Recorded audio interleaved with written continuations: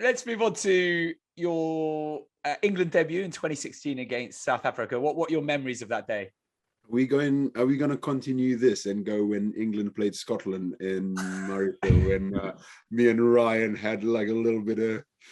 Oh, you nearly killed me. You tried to strangle me, man. No, I didn't. You're the one that was grabbing my fucking leg. Oh. And then the thing is, he gets my number and starts texting me, please, can you just plead that I didn't do it? Press, nothing. Genuine. Get it, press. I'm Fijian, really. Because the thing is, England lost that day, and we lost badly as well. Like, Scotland was on fire that day, and I don't know. It's just you guys just got into our heads, and was that the day? Was that the day of the tunnel as well? That was the. Yeah, that was the day of the tunnel as well. Yeah, and then I got cited the next day for poking him in the eye, and I didn't even poke him in the eye. I just tried to get him off me. He was strangling me. Ryan caused so many dramas that day. But, you know, I don't blame him. He won. They won, you know, so. Hey, I was trying to find a Nick. Hey, Nix, do you know Nathan Hughes? Yeah, but he's my brother. Why? I said, I need to speak to him. And to be fair, I went into this hearing and... you got offered, didn't it, to play against what? Yeah, but they said, we've had something from Nathan saying that you never went for his eye, but how does he know you never went for his eye? You know, there's that from the texts. Yeah. Well, I think if you Google it now, Nathan and Ryan, I'm on top. So, you know, I take that one. 100%. I was trying to go for the armbar, and then you just I'm sorry. Oh. But that Six Nation campaign was, and then we went to France and got battered by France again. And I was like, oh fucking hell. I think in autumn where we had South Africa, our first game, in Twickenham, you know, that was my debut game, and honestly, one of the most scariest things, you know, to go, you know, this first time playing in a big stadium. You know, that I think that was my first time playing in a big stadium, 82,000 people like screaming. And, you know, there's all like, I remember the first conversation we had with Eddie in the meeting was about South Africa. He brought up the Boer War, and he just showed us like videos of when Eddie was coaching South Africa and like England winning tour South Africa or something like that, or the finals in 2007 where Bakkies Botha is basically slamming his head on the in the change room before they go out in that final, and like the thin's all dented, he's bleeding, and he's like, this is how much it means for South Africa to play against England, because like the Boer War, they just talk about that, and that was our meeting the first game, and I was just like, fucking hell, you know, I'm already nervous here, and you scared me even more. Like, I'm only 24 here, and this is my first game playing. But now we went out there, and then, you know, we managed to beat them, and it was a great debut, and played 3 games in autumn, and then went on to the Six Nation, played the Six Nation there. We beat Scotland that year. We won the Six Nation that year, but then the year after, that just fell apart. So we've sort of heard, that's perfect for us in terms of the soundbite. But we've heard some sort of weird tales about Eddie Jones. What was your relationship like with him? It was good, you know. He's always had, like, you know, he knew how to approach people in, you know, in different people and stuff like that. So he's always, you know, I think he always, because every time I went into England camp, I always stripped down so much weight, and then when I go back to WAS, Di would be like, what the fuck are you doing? Like, if you come back so light again, you're fucked. You're not going back to England. The guy always loved a heavy pack. Like, you know, Max will even say, like, when he plays WAS, it's always this big, heavy pack, like 1 to 8. So like, you know, every time I come, like, he's like, if you come back under 120, you're not going back to England camp. So after England camp, I always had to eat so much to get up to 125 to come in, and he always made me stand on the scale. And when I stood on the scale, it was just like, good.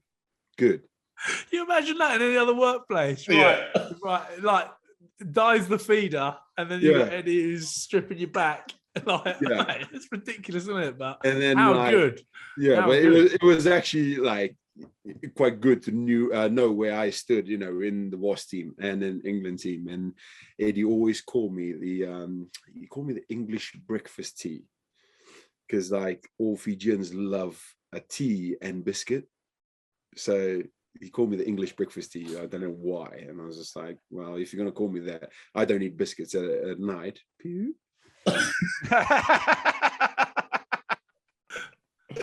He's like, I know all you Fijians, you love the English breakfast tea. Dunk it in there, eat the biscuit. I don't get the tea and bread, man. Like Nax used to put butter on the bread and dip the bread And then dunk it tea. in. And the tea had sugar in it. I was like, Nax, what are you doing? Oh, but this is good, bread and tea. The worst when they dunk the bread and then they squeeze it to take Yeah.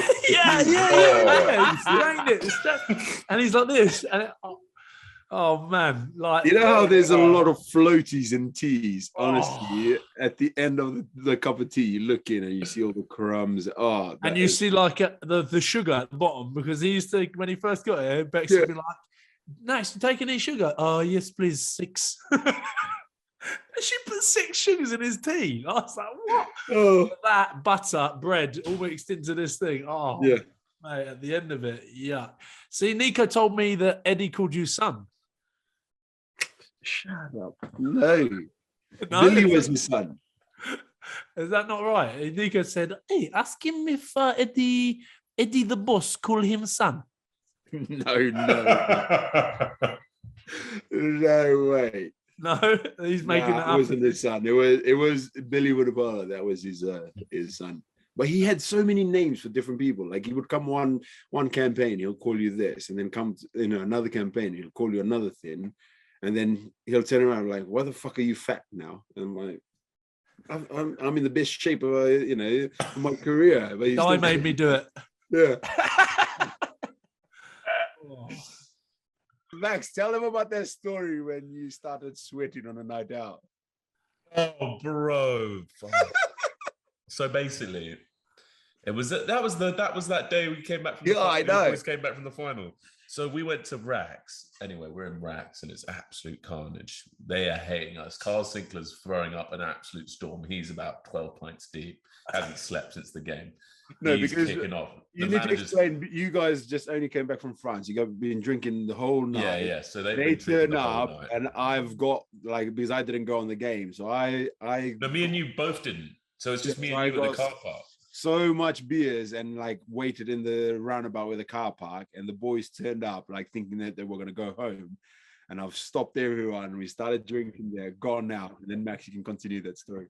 I'm trying to sit down on one of these bar stools. And I've had a few. Missed the seat. I'll hit the deck so hard. So I look down at my arm, and I've got this contusion underneath my forearm, real bad. And I'm like, lads, I feel a bit weird here. So I get up, sit up, and I'm sweating profusely. I'm like, lads, I'm not feeling good. I think I need to go outside. So I'm trying to get to the exit. I'm on the way there, and I just black out, fully black out. I'm on the floor, decked out. Honestly, Max just goes, timber. Yeah, boom. Lose my phone on the deck. This chick comes, Jan Thomas's family friend, tries to help me up. This old gal, great legend, helps me up. I'm completely discombobulated. I've got no idea where I am. I'm still feeling faint. I walk outside. Nate's sitting up there, and I'm like, Nate, I don't know what happened. I think someone spiked my drink.